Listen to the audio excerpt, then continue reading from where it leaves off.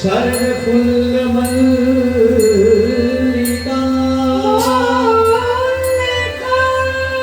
विच्छेदन्ता मनश्चक्रे योगमाया उपासिता।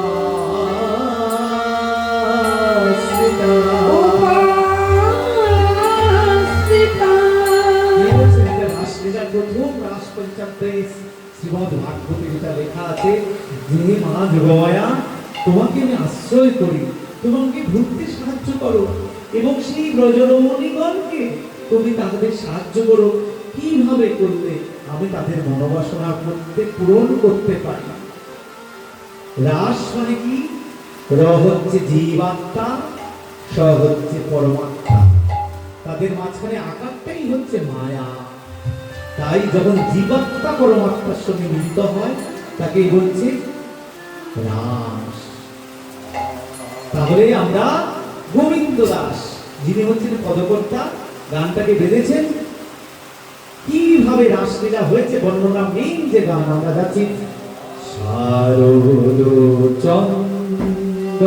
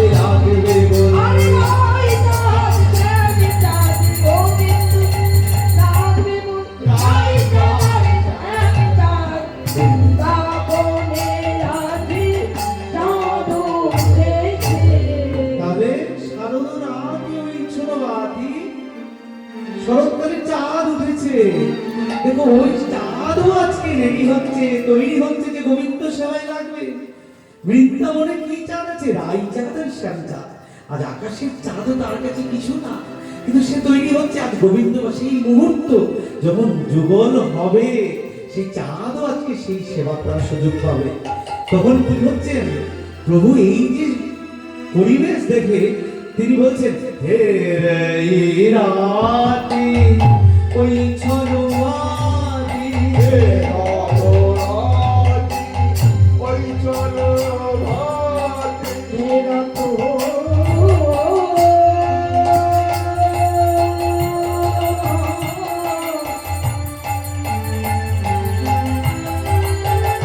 मेरा तो मेरा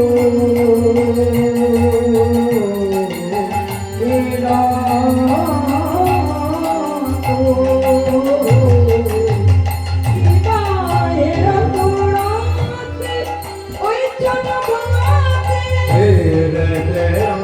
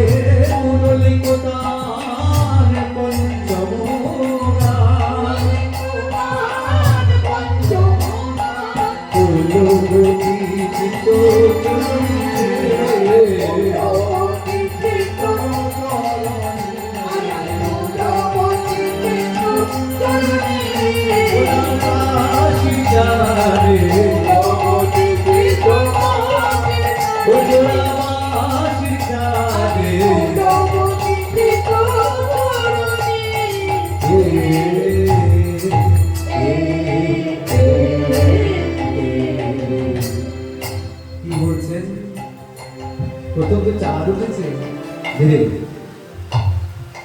প্রভু আজ হেরোই রাতি ওই রাধিকে রাত দেখলেন হেরোই রাতি ওই ছলওয়াতি শ্যাম মোহন বদনে মা দিবে এই ব্যাখ্যা দিলে আধ ঘন্টা যায় ছেড়ে দিলেও হয় গান হলো শুধু তত্ত্ব কই বলে ওগুলো লাগে না কি তুমি বানিয়েছো নিয়ম তোমার নিয়ম মানবো না তুমি আগে নরোত্তম দাস সব তারপর শুনবো হেরোই রাতি কোন রাতি ব্রহ্মার একদিন এক রাত সমুদ্র এসে সেইখানে যুক্ত হয়েছে ওই রাত মানে সাধারণ রাত নয় ওই রাত মানে সাধারণ রাত নয় আমি অক্টোবর মাসে শ্যামাপ্রসাদ রোডে রাস গিয়েছিলাম আমার আসর খানায় খানায় পূর্ণ ছিল খুব আনন্দ করে গিয়েছি লোক না হলে তো মুশকিল যারা আছেন তাদেরকে নিয়ে করছি হেরোই রাত ওই ছলওয়াতি তবে রাত কি আজ রাধা গোবিন্দ মিলিত হবেন সবাই আজকে ব্রহ্মা বিষ্ণু মহেশ্বর ৩৩ কোটি দেবতা সবাই তৈরি হচ্ছে এই তৈরি হও ব্রহ্মার একদিন এক রাত কি চারটে যোগ আছে সত্য ত্রেতা দাপর কলি 4 যুগে ব্রহ্মা এরকম 71টা যুগ, এরকম 71টা সাইকেল, সত্য ত্রেতা দাপর কলি, সত্য ত্রেতা দাপর কলি, এতগুলো রাত, এতগুলো রাত, একটা সত্য যুগে যতগুলো রাত, একটা ত্রেতা যুগের যতগুলো রাত, দাপর যুগের যতগুলো রাত, কলি যুগের যতগুলো রাত, সেই 71টা আবর্তন সমান এক মন্বন্তর। কি ভুল বলছি দিদি? এগুলো না বলেও তো চলে যেতে পারি না, পারতাম। সত্য রেকর্ড হচ্ছে, পাবে, প্রচুর ভক্ত পাবে। এরকম 71টা সাইকেল সত্য ত্রেতা দাপর যুগে 71 বার হলে এক মন্বন্তর। 14 মন্বন্তর হয় ওইটা, তাহলে এক মনু। 14 মন্বন্তর মানে 14 ইন্টু 71। এতগুলো রাত যুদ্ধ হচ্ছে, সবাই আসছে, হেরেতে রাতই। আজকে যে যার মুখের মধ্যে মা যশোদা কি দেখলেন, বিশ্ব ব্রহ্মাণ্ড, সে আজকে মিলতে যাচ্ছে তার ভক্তের সঙ্গে। যে সকলকে খাইয়ে পড়ে রেখেছে, যিনি হান দিলেন, নিদ্রা দিলেন, বাসস্থান দিলেন, তার সেবার জন্য তো সবাই রেডি। স্বয়ং ইন্দ্র রেডি, ব্রহ্মা রেডি। চলো, আজ এই সুযোগ আমরা ছাড়ছি না যে অষ্ট গোপী, শতকোটি গোপী এবং রাধারানী গোবিন্দ একসাথে আজকে আমরাও চলি। তাহলে কি বললাম, 71টা সাইকেল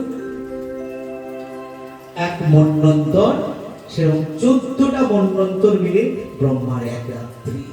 হরি বল, হরি বল। কত কত যুগ হলো, তার মধ্যে কতটা সত্য ত্রেতা দাপর করি, কতটা সত্য ত্রেতা দাপর করি, এটা একটা কলি নয়। এবং ব্রহ্মার একদিন সমান এক রাত, সেইখানে সে সবাই এবং ষড় ঋতু, ওই যে রাস মঞ্চে সেদিন ষড় ঋতু, সব রকমের ফুল ও মল্লিকা মালতী জ্যোতি, মত্ত মধুকর ভৌরণী। আজকে সবাই ফুল ফুল বলছে, না রে আজকে তুই আমার মধু পান করিস না, আজকে প্রভুর জন্য ফুলটা থাক, আজকে কৃষ্ণ সেবায় ফুলটা থাকুক, আজকে যেন আমার ফুলটা তার চরণে দিতে পারি, এই মধুটা তুই আজকে খাস না। সব ফুল, ফুল ও মল্লিকা, মল্লিকা ফুল কিন্তু হয় না শরৎকালে, সেখানে সেই ফুলও আজকে রেডি হচ্ছে যে না তার সেবায় লাগবে, গোবিন্দ সেবায়, রাধা গোবিন্দের একসাথে যুগল পাবো। তাই বলছেন, হেলেতে রাতি ওই ছনবাতি, শ্যাম কি বললেন, শ্যাম মোহন মদনে মাতি, তিনি মদন হলেন, নব কন্দর্প মদন হলেন। কেন মদন হলেন? শ্রীকৃষ্ণের কাম গায়ত্রী, শ্রীকৃষ্ণের যে গায়ত্রী হচ্ছে কাম গায়ত্রী। ক্লিং কৃষ্ণায় নমঃ। কি আছে? ক ল তাই দিঘি, তাই অনুসার চন্দ্রবিন্দু। আমি রাসলীলায় যাচ্ছি তো, তাহলে ক্লিং কৃষ্ণায় নমঃ। তাহলে তিনি কাম গায়ত্রী কেন হলো শ্রীকৃষ্ণের? কেন হলো? ব্রহ্মার পুত্র মদন, কামদেব, সে ছিল খুব দুষ্ট। ব্রহ্মা বললেন, 5টা বাণ দিলেন কামদেবকে,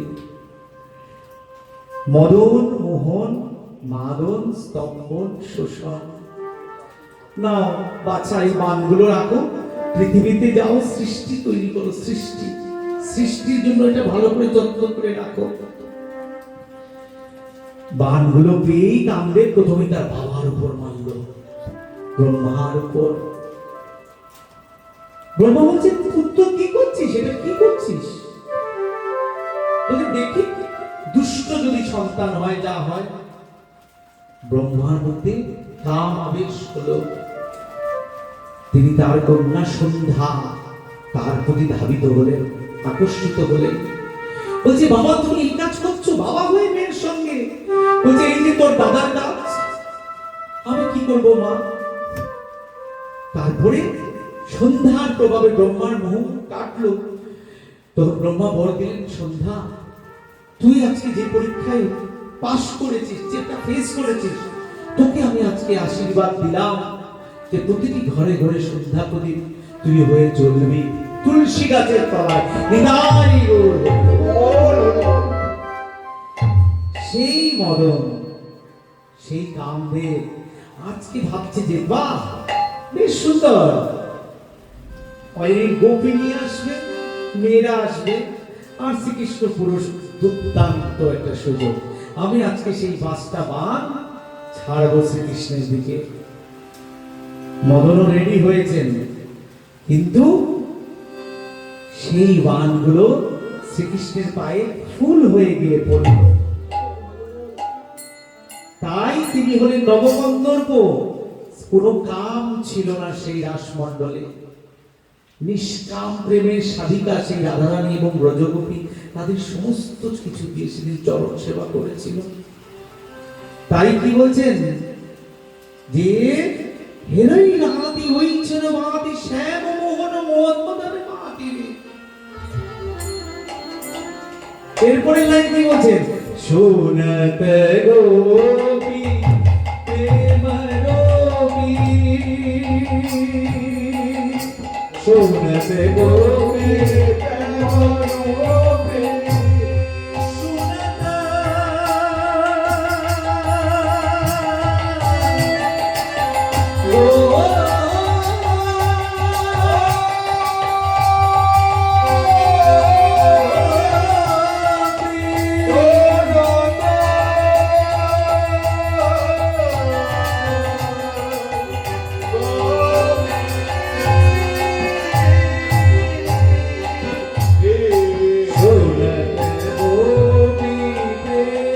রবি,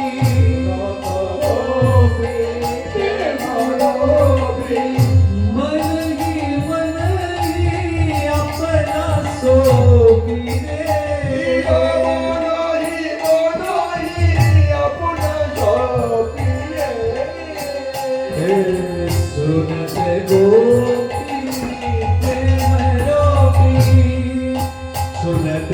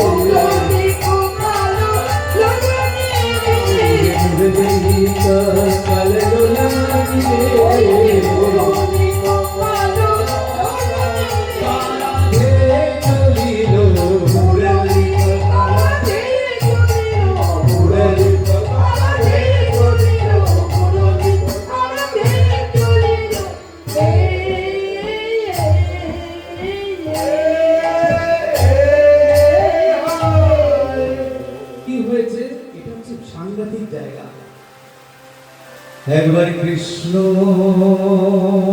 বলে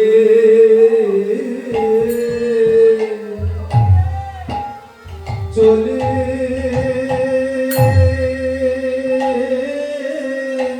চলে যাবে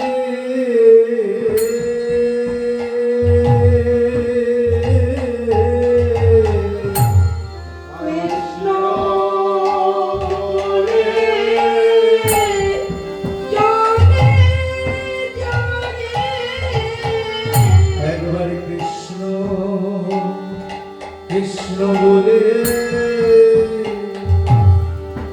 চলে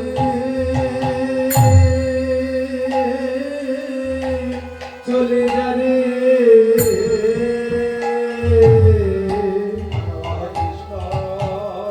কৃষ্ণ কৃষ্ণ বলে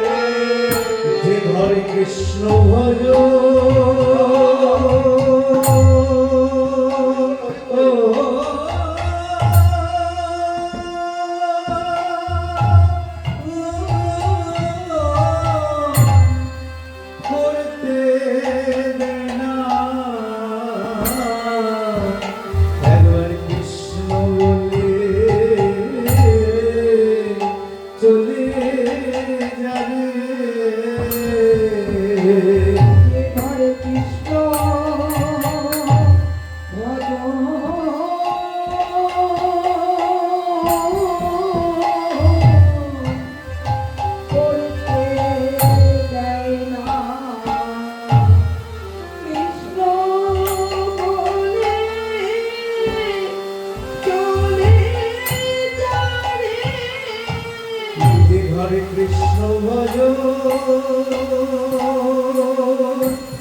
করতে দেয় না,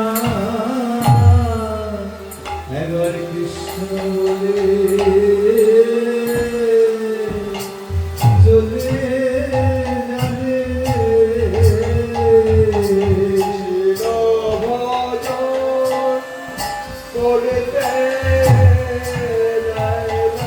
ওই যে যার প্রাণ তার কাছে যারে করতে দেয় না।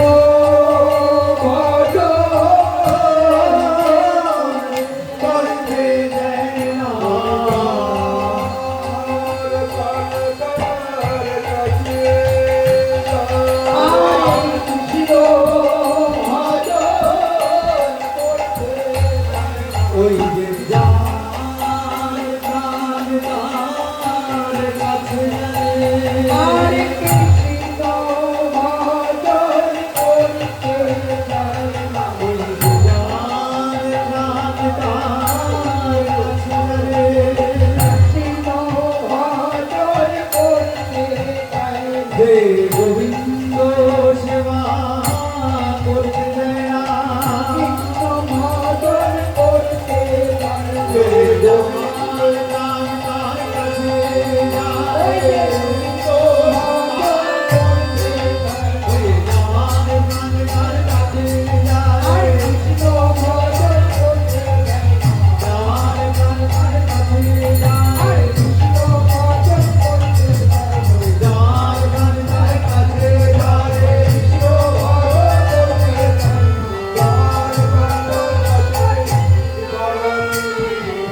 কৃষ্ণ ভজন করতে যায় না। কি বলছে? একবার কৃষ্ণ বলে চলে যাবে। যখন বাঁশি শুনলো, কারে শুনলো? সেই গোপীরা শুনলো যে আজকে বাঁশি বাজছে। সেই বাঁশি